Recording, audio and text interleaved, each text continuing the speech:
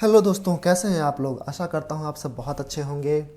कल मैंने एक यूट्यूब पे सीरीज स्टार्ट किया था जो बीपीएससी 67th को ध्यान में रखते हुए, जिसमें मैं क्वेश्चंस और टॉपिक्स कवर करवाऊंगा। तो इसी क्रम में मेरा आज का जो टॉपिक है वो है वियना कन्वेंशन, मॉन्ट्रियल प्रोटोकॉल और ओजोन लेयर डिप्लेशन। ठीक है, इस टॉपिक में हम लोग जो पॉइंट्स कवर करेंगे वो है ozone layer depletion, ozone layer क्या है और कैसे डिप्लेट हो रहा है। उसके बाद मॉन्ट्रियल प्रोटोकॉल, वियना कन्वेंशन और मॉन्ट्रियल प्रोटोकॉल्स में कितने रिवीजन्स हुए हैं, कितने अमेंडमेंट्स हुए हैं, उसमें किगाली एग्रीमेंट जो मोस्ट इम्पॉर्टेंट है वो क्या है, और लास्ट में है कि कौन कौन से सब्सटेंसेस है जो ओजोन लेयर को पतला कर रहा है, थिन कर रहा है। तो चलिए शुरू करते हैं। पहले हम लोग देखते हैं ओजोन लेयर क्या है और वो कहाँ पाए जाते हैं हमारे वायुमंडल में। ओजोन को O3 से लिखा जाता है, ये जानते ही होंगे। और ये ओजोन जो गैस है वो हाईली रिएक्टिव गैस है। क्वेश्चन में ये पूछा जा सकता है कि क्या ओजोन रिएक्टिव गैस है, तो हाँ, ओजोन जो है यहाँ देखें लिखा हुआ है हाईली रिएक्टिव गैस है जो स्ट्रेटोस्फेयर में पाया जाता है।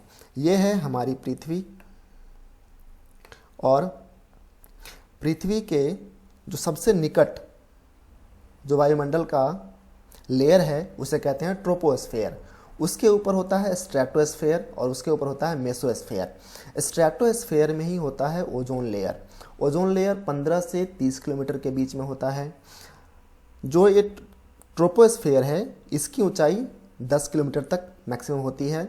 बाकी 10 से लेके 50 किलोमीटर तक स्ट्रेटोस्फेयर होता है, और उसी स्ट्रेटोस्फेयर में ओजोन लेयर 15 से 30 किलोमीटर तक पाए जाते हैं। अब हम लोग ये देखते हैं कि ओजोन लेयर का काम क्या होता है, ओजोन का काम क्या होता है। तो देखिए, सूरज से रोशनी आती है और रोशनी के साथ साथ अल्ट्रा वायलेट रे भी आता है सूरज से, और वो जो अल्ट्रा वायलेट रे है वो काफ़ी हार्मफुल होता है ह्यूमन बीइंग के लिए। उससे कई तरह की बीमारी होती है, इस बारे में हम लोग आगे डिस्कस करेंगे। तो ओजोन लेयर का काम है उस अल्ट्रा वायलेट रे को फिल्टर कर देना। देखिए, ये देखिए, ये सूरज है, ये हमारी पृथ्वी है, बीच में ये ओजोन लेयर है। ये क्या करता है, जो रेडिएशन है अल्ट्रा वायलेट उसको यहाँ से फिल्टर करके ऊपर वापस भेज देता है, और जिस कारण से पृथ्वी के ऊपर काफ़ी सारी बीमारियाँ नहीं होती हैं। अगर ये ओजोन लेयर ना हो, ये होल हो जाए, तो देखिए क्या होगा कि जो अल्ट्रा वायलेट रे है ये पृथ्वी के सतह पर मैक्सिमम ज़्यादा से ज़्यादा अल्ट्रा वायलेट पृथ्वी की सतह पर आने लगेगी, और फिर उससे कई तरह की बीमारियाँ होती होंगी ह्यूमन बीइंग को। पृथ्वी एक्चुअली रहने लायक नहीं रहेगी। आगे हम लोग देखते हैं कि ये ओजोन लेयर कहाँ पे डिप्लेट हो रहा है। तो हम लोग देखेंगे आगे, आप लोगों ने भी पढ़ा भी होगा कई बार कि ओजोन लेयर जो है अंटार्कटिका पे, जो साउथ पोल है, अंटार्कटिका साउथ पोल को कहते हैं, साउथ पोल पे ओजोन लेयर सबसे ज़्यादा डिप्लेट हो रहा है। डिप्लेट मतलब पतला होना, उसमें होल हो रहा है। ठीक है, तो अब क्वेश्चन ये आता है कि अब साउथ पोल पे क्यों हो रहा है। साउथ पोल पे तो लोग रहते भी नहीं है, लोग रहते हैं इधर कॉन्टिनेंट्स पे, दूसरे कॉन्टिनेंट्स पे, और जो ओजोन लेयर है वो पतला हो रहा है साउथ पोल पे। तो देखिए, इसके पीछे कारण है। हम सब जानते हैं साउथ पोल पे बर्फ़ है, और वहाँ का टेम्परेचर जो सर्दियों में चला जाता है -200 डिग्री सेल्सियस तक, और कुछ गैसेज हैं जो ओजोन लेयर को क्षति पहुँचा रही है, और वो गैस यहाँ पे मैन मेड गैस है, वो नेचुरल गैसेस नहीं है। उस गैस को हम लोग यहाँ रिलीज़ करते हैं जिधर रहते हैं कॉन्टिनेंट्स में, और वो हवा के साथ वो गैस चली जाती है साउथ पोल और नॉर्थ पोल। तो नॉर्थ पोल पर भी डिप्लीट हो रहा है ओजोन लेयर, लेकिन साउथ पोल पे ज़्यादा हो रहा है। क्यों? क्योंकि हम लोग आगे देखते हैं स्लाइड में क्यों हो रहा है ऐसा। देखिए, पोलर रीजन में पोलर स्ट्रेटोस्फेरिक क्लाउड्स बनता है, और ये क्लाउड तभी बनता है, उसी क्षेत्र में बनता है जहाँ बहुत ज़्यादा ठंड हो। तो स्ट्रेटोस्फेरिक जो क्लाउड है वो दोनों पोल पे, नॉर्थ पोल और साउथ पोल, क्योंकि वहाँ दोनों जगह पे काफ़ी ज़्यादा ठंड है, ठंडी होती है, टेम्परेचर काफ़ी नीचे चला जाता है, तो यहाँ दोनों जगह पे क्लाउड बनता है। उस क्लाउड में क्या होता है कि ये स्पेशल रिएक्शन होता है, जो भी यहाँ से गैसेस कॉन्टिनेंट से जाती है वहाँ उस क्लाउड में जाके इन दोनों में रिएक्शन होता है। किस में? क्लोरीन में और ब्रोमीन में। इन दोनों में रिएक्शन होने के बाद ओजोन में होल होता है, ओजोन का जो लेयर है वो पतला होता चला जाता है। ठीक है, तो चूंकि इधर के कॉन्टिनेंट पे इतनी ठंड नहीं होती है, तो स्ट्रेटोस्फेरिक क्लाउड्स जो है ये इधर नहीं बनता है, वो बनता है दोनों पोल पे ही। और दोनों पोल में भी साउथ पोल ज़्यादा ठंड है वहाँ पे, तो वहाँ ज़्यादा बनता है और वहाँ ज़्यादा दिक्कत है। आगे हम लोग देखेंगे कि इसी प्रॉब्लम्स को देखते हुए 1973 में दो केमिस्ट थे, प्रोफेसर भी थे, Frank Sherwood Rowland and Mario Molina. इन दोनों ने रिसर्च करना स्टार्ट किया कि CFC क्लोरोफ्लोरोकार्बन्स, हम लोग आगे पढ़ेंगे इसके बारे में CFC क्या है। क्लोरोफ्लोरोकार्बन्स जो हैं इसका यूनिवर्स पे और क्लाइमेट पे क्या असर पड़ रहा है, पृथ्वी के एटमॉस्फेयर पे इसका क्या असर पड़ रहा है, इन दोनों रिसर्च करना स्टार्ट किया 1973 में। और इनको रिसर्च में पता चला कि इस CFC के कारण जो है वो ओजोन लेयर डिप्लीट हो रहा है, दोनों पोल पे पतला हो रहा है। और अगर ओजोन लेयर पतला हो जाए तो फिर वही जो हमने पहले डिस्कस किया ही है कि अल्ट्रावायलेट रे पृथ्वी पे आने लगेंगी। तो इसको देखते हुए यहाँ देखिए, ये है हमारी पृथ्वी और ये है साउथ पोल, ठीक है। साउथ पोल में आप देखेंगे कि ओजोन होल, ये तो ब्लू कलर का आपको दिख रहा है, ये पूरा क्षेत्र एरिया ब्लू कलर का, ये ओजोन होल है एक्चुअली। नीचे आपको दिख रहा होगा यहाँ पे एक कलर बार है जिसमें आपको दिख रहा होगा कि 550 यूनिट और इधर है 110 यूनिट। तो जितना येलो कलर, रेड कलर जितना रहेगा उधर ओजोन ज़्यादा है, और इधर जो बैगनी कलर है उधर ओजोन की मात्रा कम है। तो यहाँ देखिए जो पोल है इसके ऊपर बैगनी कलर हो गया है बिल्कुल, मतलब सिर्फ 110 यूनिट कह सकते हैं कि ओजोन यहाँ पे उपस्थित है इन्वायरमेंट में। और यहाँ देखिए ये है येलो कलर, इधर कम से कम 440 यूनिट तो है ही या उससे ज़्यादा भी है। तो ओजोन का लेयर जितना मोटा होगा वहाँ यूवी रे उतनी कम आएंगी। 97 to 99% यूवी रे जो है वो रिफ्लेक्ट होकर वापस चला जाता है और पृथ्वी पर नहीं आता है। लेकिन अगर ओजोन लेयर काफ़ी पतला हो जाए, मान लीजिए 110 यूनिट हो जाए, तो क्या होगा, 97% जो भी फिल्टर हो रहा है वो 97% फिल्टर ना होके वो कितना फिल्टर होगा, 80% होगा। तो देखिए जहाँ 1 से 2% सिर्फ यूवी रे आ रहा है, वहाँ अगर 20% आने लगे तो क्या होगा, कितना कैटास्ट्रॉफिक हो जाएगा ये पृथ्वी के लिए। तो इसी के लिए, इसी चीज़ को रोकने के लिए, इसी ओजोन होल को रोकने के लिए एक कन्वेंशन बनाया गया, जिसके बारे में हम लोग इस वीडियो में डिस्कस करेंगे। देखिए अब हम लोग देख लेते हैं कि ओजोन होल का क्या इफेक्ट, यूवी रे का क्या इफेक्ट पड़ता है हम लोगों के हेल्थ पे। तो देखिए पहला है स्किन कैंसर होता है यूवी रे से। दूसरा है प्री मैच्योर एजिंग, मतलब 40 साल का बंदा होगा वो 60 साल का दिखेगा, 65 साल का दिखेगा। स्किन डैमेज होता है, आई डैमेज होता है। और है immune system suppression, immune system भी आदमी का, इंसान का या किसी भी जीव जंतु का कम हो जाए, खराब हो जाएगा। और एक बार इम्यून सिस्टम खराब हो गया तो फिर वो कितना दिन जिंदा रहेगा आप इमेजिन कर सकते हैं। आगे है वियना कन्वेंशन। इसी ओजोन लेयर डिप्लीशन को रोकने के लिए वियना कन्वेंशन किया गया था। उस वियना कन्वेंशन एक्चुअली 2 बार हुआ था। तो पहले हम लोग डिस्कस करेंगे दोनों तरह के वियना कन्वेंशन के बारे में, ताकि आपका कॉन्सेप्ट क्लियर हो जाए, आप कंफ्यूज ना रहे। पहला वियना कन्वेंशन जो हुआ था वो 1961 में हुआ था। ये देखिए पहला वियना कन्वेंशन हुआ था 1961 में, जो हुआ था convention on law of treaties. मतलब दुनिया में जो बायलैटरल रिलेशंस होते हैं, वो बायलैटरल रिलेशंस को रेगुलेट करने के लिए एक कन्वेंशन किया गया था, एक ट्रीटी बनाया गया था, ठीक है, लॉ बनाया गया था। तो उसके लिए वियना में एक कन्वेंशन हुआ था 1961 में।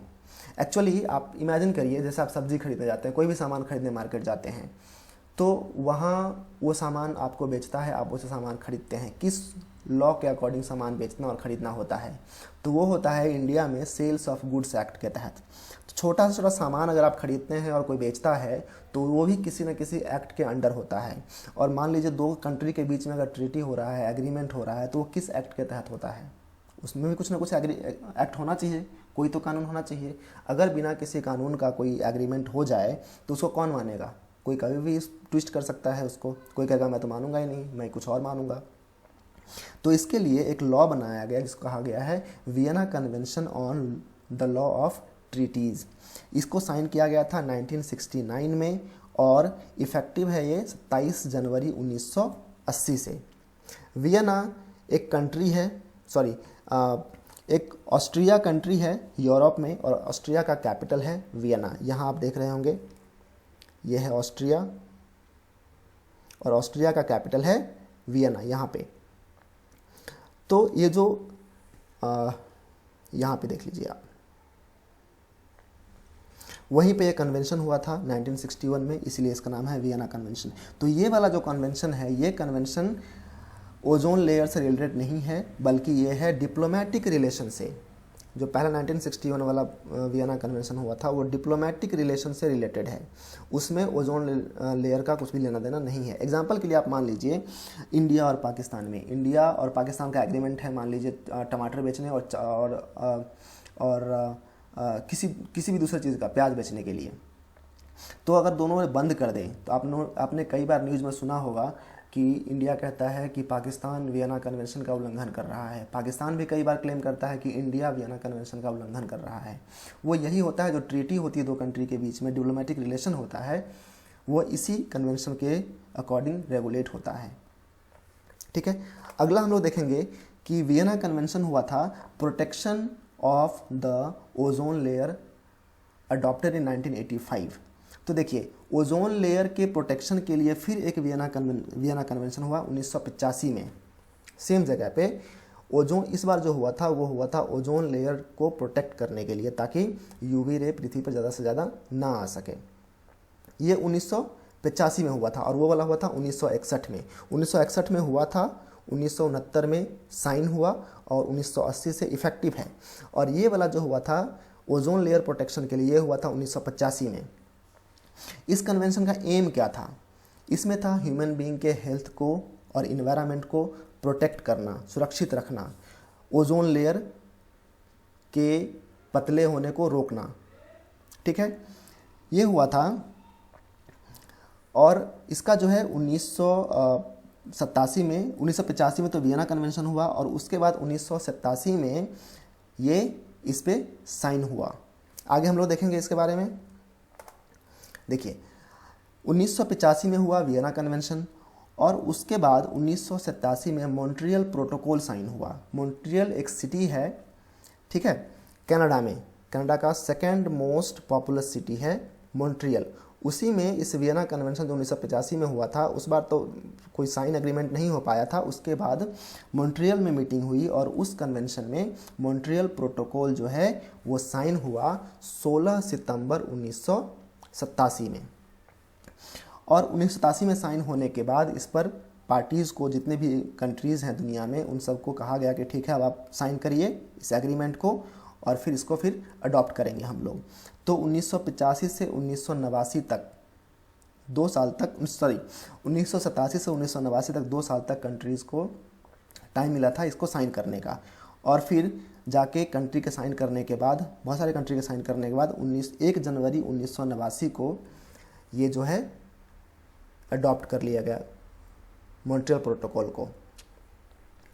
ठीक है, तो चूंकि ये मॉन्ट्रियल में हुआ था साइन पहली बार, इसलिए इसका नाम है मॉन्ट्रियल प्रोटोकॉल। कई बार इसको वियना कन्वेंशन से भी जाना जाता है, क्योंकि देखे हमने ऊपर देखा अभी यहाँ कि सबसे पहली बार जब वियना कन्वेंशन 1985 में हुआ था, उसी का एक्सटेंशन है ये मॉन्ट्रियल प्रोटोकॉल। 1987 में साइन हुआ और 1989 से इफेक्टिव में है। अगर क्वेश्चन आए कि मॉन्ट्रियल प्रोटोकॉल कब साइन हुआ था, तो 1987 में। कब से इफेक्टिव है, कब से लागू हुआ है, तो 1989 से। मोस्टली क्वेश्चन आपको इफेक्टिव कब से है ये आपसे पूछा जाएगा, कब साइन हुआ था ये मोस्टली नहीं पूछा जाता है। आगे है कि मॉन्ट्रियल प्रोटोकॉल के कितने पार्टीज़ हैं, कितने कंट्री ने इसको साइन किया है। तो 197 कंट्री, मतलब दुनिया, यूनाइटेड नेशंस के सारे कंट्री जितने भी मेंबर्स हैं यूनाइटेड नेशन के, सब ने साइन किया है मॉन्ट्रियल प्रोटोकॉल। और मैं आपको मज़े की बात बताऊं कि मॉन्ट्रियल प्रोटोकॉल सिर्फ एक ऐसा प्रोटोकॉल है, इंटरनेशनल एग्रीमेंट है, जिस पे यूनाइटेड नेशंस के सारे मेंबर्स ने बिना किसी डाउट के साइन किया हुआ है। दुनिया का सबसे सक्सेसफुल कह सकते हैं कि इंटरनेशनल ट्रीटी है मॉन्ट्रियल प्रोटोकॉल, ओजोन लेयर को बचाने के लिए। ध्यान रखिए, ये जो है ग्लोबल वार्मिंग से रिलेटेड नहीं है, ये सिर्फ ओजोन लेयर से रिलेटेड है। ठीक है, आगे हम देखते हैं कि ओजोन डिप्लेटिंग सब्सटेंसेस कौन कौन से हैं, कौन कौन सी ऐसी गैस है जिससे ओजोन लेयर को खतरा है। पहला है क्लोरोफ्लोरोकार्बन्स, जिसे CFC भी कहा जाता है। इसका यूज़ होता है रेफ्रिजरेटर में,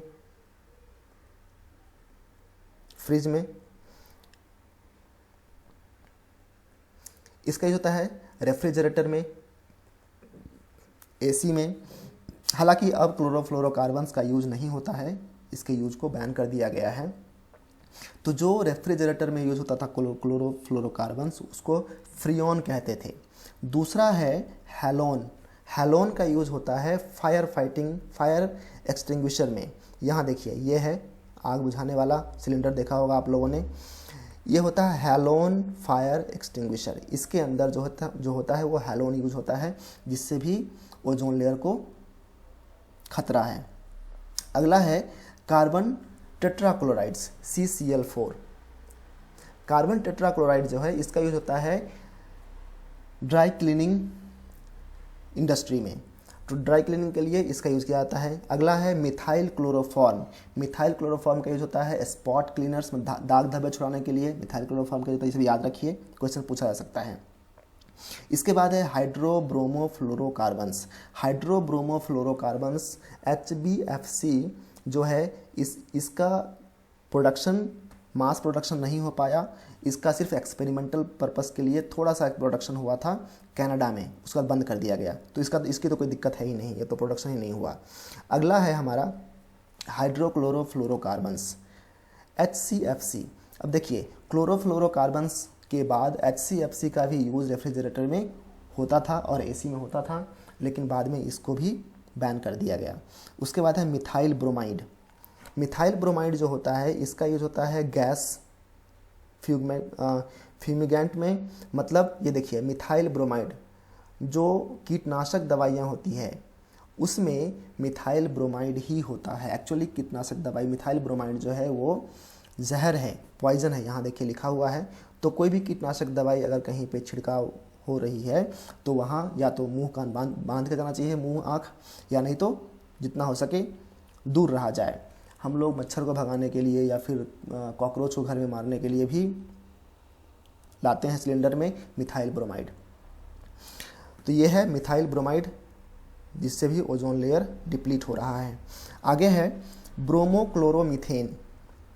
इसका भी यूज़ वही फायर एक्सटिंग्विशर के रूप में होता है। इसके बाद हम लोग देखते हैं कि revision to Montreal protocol, sorry यहाँ पे रिवीजन होना चाहिए, यहाँ V होना चाहिए। Revision to Montreal protocols. Montreal protocols में कई बार 9 बार अभी तक रिवीजन हो चुका है। ठीक है, 1989 से हम लोगों ने अभी देखा है कि 1989 से इफेक्टिव है मॉन्ट्रियल प्रोटोकॉल। 1989 से लेके अभी तक ये 9 बार इसमें रिवीजन हो चुका है। जो सबसे मोस्ट रिसेंट रिवीजन है, 9th रिवीजन है, वो है किगाली एग्रीमेंट। 2016 में हुआ था किगाली एग्रीमेंट। अब किगाली एग्रीमेंट हमारे लिए क्यों ज़रूरी है, इसका एक करंट अफेयर्स भी है जो लास्ट मंथ अगस्त 2021 में हुआ है, इसको हम लोग आगे चर्चा करेंगे। तो ये जो किगाली एग्रीमेंट है वो 9th और सबसे most up to date revision है। बाकी के रिवीजन के बारे में हम लोग नहीं पढ़ेंगे क्योंकि वो आउटडेटेड है, पहले वाले हैं। अब देखिए किगाली एग्रीमेंट में हुआ क्या है। किगाली एक शहर है रवांडा में, उसका कैपिटल सिटी है जो अफ्रीका में है। आप लोग देख लीजिए, ये है अफ्रीका का मैप।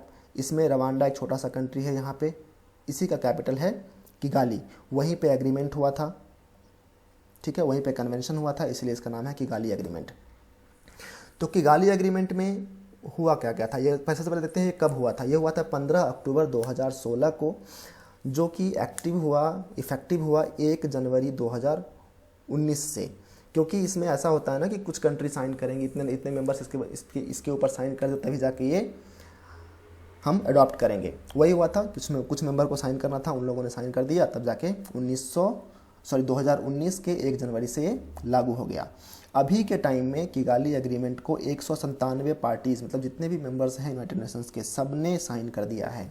या फिर आप कह लीजिए कि मॉन्ट्रियल प्रोटोकॉल के जितने भी मेंबर्स हैं, सब ने किगाली एग्रीमेंट को एक्सेप्ट कर लिया है।